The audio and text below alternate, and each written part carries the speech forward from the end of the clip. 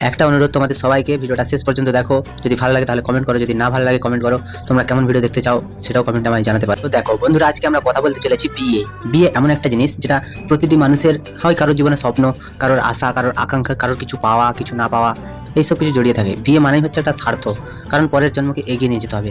মানুষ যা করে কিছু স্বার্থের জন্য। তো বন্ধুরা, আজকে কানে নিয়ে নাও হেডফোন। আজকে একটু ভিডিওটা অন্যরকম হতে চলেছে, তাই যারা একটু কমেডি টাইপ পছন্দ করো তাদের জন্য এই ভিডিওটা, যারা পছন্দ করো না তারা স্কিপ করে বেরিয়ে যাও। তো চলো আজকের ভিডিওটা শুরু করা যাক।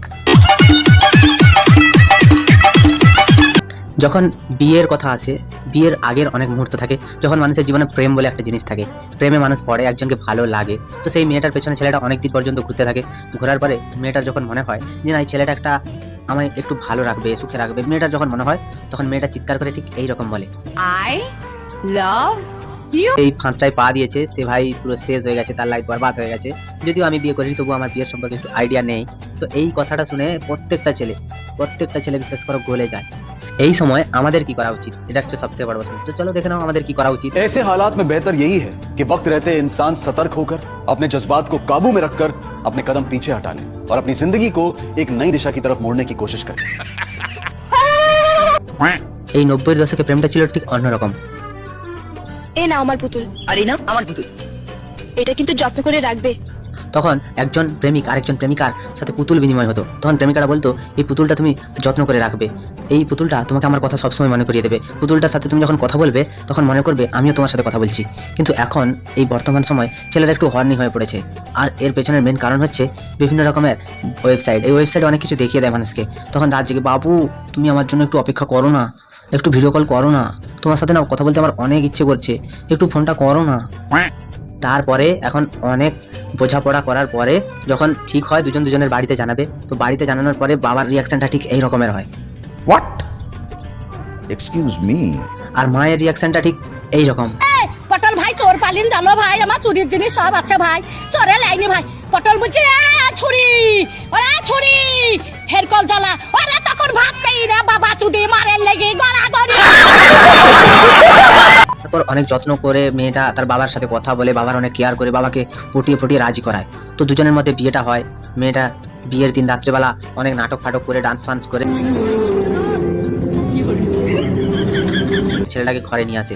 ঘরে নিয়ে আসার পরে বিয়ে টিয়ে হলো। তারপরে ছেলে গেল শ্বশুর বাড়িতে। শ্বশুর বাড়িতেও শাশুড়ি মার ঠিক নাটক শুরু হলো। নাটকটা ঠিক এই ধরনের হয়। তো নাটক করার পরে বিয়ে টিয়ে করে বিয়ের 1 মাস খুব সুন্দর জীবন কাটলো। যেরকম এই জীবন আর কারুর হয় না, ভগবানও হয়তো এই সুখ কাউকে কোনোদিন দিতে পারবেন না। তো এইভাবেই হলো বিয়েটা। বিয়ের পরের 1 মাস খুব সুন্দরভাবে দুজনের জীবনযাপন কাটলো। একটু করে রোমান্টিক কথা হতো রাত্রিবেলা, ওরা অনেক রাত করে ঘুমায়, বিভিন্ন রকমের কথা আলোচনা হয়। এরপরে আসে আসল টুইস্ট। যখন তোমার মা তাকে কোনো কাজ করতে বলবে বা তোমার মাকে সে কিছু বলবে, দুজনের মধ্যে বনিবনা যখন হবে না, তখন দেখবে এর মুখে দিকে ওর মুখে দিকে সব ঘরে দারুণভাবে ঝগড়া শুরু হবে। কি করা যাবে বলো?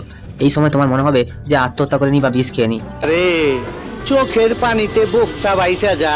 যখন মানে তার নাতনি বা নাতিকে নিয়ে মানে মেয়েটা তার বাবার বাড়িতে যাবে, তার বাবার চোখে তখন জল আসবে। জল আসার পরে মেয়েটার বাবা বলবে, আমাকে কি সুখ দিলে জামাই, তুমি না থাকলে আমার এই সুখটা কখনো পূরণ হতো না। দাদু নাতি নাতনির সাথে খেলা করবে, কত সুন্দরভাবে জীবনযাপন শুরু হবে। তোমার চোখে জল? আনন্দে, বুঝলে, আনন্দে। এবার তো আসবে আসল টুইস্ট।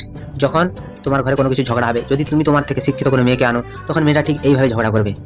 আমি পদার্থবিদ্যায় 98 নাম্বার পাইছি 100-র মধ্যে,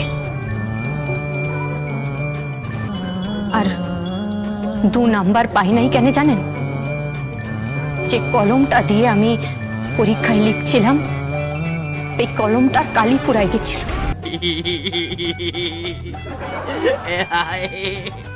দেখো, ঝগড়া হবার সময় পড়াশোনা টানার কি দরকার ভাই? পড়াশোনা টেনে ঝগড়া করলে ছেলে মেয়ে দুজনের মধ্যে তুমুল ঝগড়া হবে। এইসব ঝগড়া মেটাতে গিয়ে শাশুড়ি মাও 2 এক কথা শুনে নেবে। তারপর সবার মুখ অন্যদিকে, তোমার মুখ অন্যদিকে, কেউ কাউকে খেতে দিচ্ছে না, ঘরে রান্না হচ্ছে না। ভাই দারুণ অশান্তি, এই অশান্তি রাখার জায়গা থাকবে না।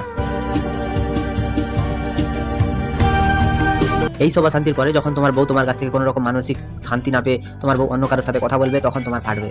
তখন তোমার এমনভাবে ফাটবে, মনে হবে শালা কাকে বিয়ে করেছিলাম, কেন ভুল করেছিলাম ভালোবেসে, পরিবারের পছন্দ নিয়ে হয়তো বিয়ে করাটা উচিত ছিল। মেয়েটাও ঠিক একই কথা ভাববে, কারণ দুজনের মধ্যে তো পরিমাণই হচ্ছে না। যেই পাড়ার কাকিমারা তোমার বিয়েতে উদ্দাম নাচ করেছিল, সেই কাকিমারাই তোমার বউকে নিয়ে আলোচনা করবে, পুরো গ্রাম তোমাকে নিয়ে আলোচনা করবে। তোমার শ্বশুর বাড়ির গ্রামে তুমি গেলে তোমাকে একটা আর চোখে তাকাবে, সবাই এমনভাবে তাকাবে যেন তুমিই দোষী। আর এখানটায় ছেলের বাড়িতে বৌমার নামে বিশাল খেচাল হবে, কারণ বৌমা বহুত খারাপ, এত খারাপ বৌমা আর কারোর ঘরে জানে নেই। কিন্তু নিজের ঘরে পাড়ার কাকিমা তার কাকিমাকে যখন তার বৌমা খেতে দিচ্ছে না, সেগুলো কখনো কাকিমারা বলবে না। কাকিমারা বলবে যে তোমার ঘরে তোমার বউ সব থেকে খারাপ পৃথিবীর মহিলা। যেই কাকিমারা নাচ করছিল সেই কাকিমারা এসে তোমাকে ভুল বোঝাবে। আরে ভাই, যদি তোদের ওই পছন্দই না থাকে, তোরা যদি জানতি থাকে থেকে এইরকম, তো তোরা ভাই নাচছিলি কেন, আগে থেকে কেন সাবধান করিসনি? একদিন তোমার বউ তোমার ঘরের রাজমিস্ত্রি বা টোটোওয়ালা বা অন্য কোনো দুধওয়ালা চাওয়ালা যার সাথে ওকে একদিন পালাবে, তখন তোমার মনে হবে যে আমি তাকে ছাড়বো না, তাকে ধরলেই ইয়ে করে রাখবো, তাকে ধরলেই মারবো। আমি তাকে ছাড়বো না, আমি তাকে ছাড়বো না। আরে আগে ধর তো, তারপরে তো মারবি, সে তো চাওয়ালার সাথে ফুরুত হয়ে গেছে। তখন সন্ন্যাসী হয়ে ফিরি দেশে দেশে হইয়া সাধুর শিষ্য। কত হেরিলাম, কত মনোহর ধাম, কত সুমধুর সেই দৃশ্য। এই দৃশ্য দেখে দেখে তোমার মনে একটাই গান আসবে, আমার সাধনা মিটিল, আশা না পুরিল। লাস্ট মুহূর্তে গিয়ে দেখবে যে তোমার বউ যখন টোটোওয়ালার সাথে খুব সুখী, খুব সুখে শান্তিতে ঘর করছে, তাদের আরেকটা ছেলে হয়েছে, তখন তোমার মনে ঠিক এই কথাটাই আসবে, পর পুরুষের সঙ্গে চলে গেছি, আমি তোকে কি কম সুখ দিয়েছি। মরবে, গোপালের মা মরবে, শিওর। তো বন্ধুরা, তোমরাই বলো বিয়ে করাটা ঠিক কি বেঠিক? তোমাদের কি মতামত কমেন্টে একটু জানিয়ে দাও। যদি ভিডিওটা ভালো লেগে থাকে তাহলে লাইক, কমেন্ট, শেয়ার এবং সাবস্ক্রাইব করে দিও। জানি ভিডিওটা অনেক ছোট হয়েছে, কি করবে, একটু মানিয়ে গুছিয়ে নাও, কোনো তো করার নেই। পরের ভিডিওটার জন্য ওয়েট করো, আগামীকাল আবার আসছে নতুন একটা ভিডিও, তার জন্য সাবস্ক্রাইব করে দাও চ্যানেলটাকে, আর পাশে থাকা বেল আইকনটা প্রেস করতে একদম ভুলবে না। সবাই ভালো থেকো, সুস্থ থেকো এবং সাবধানে থেকো।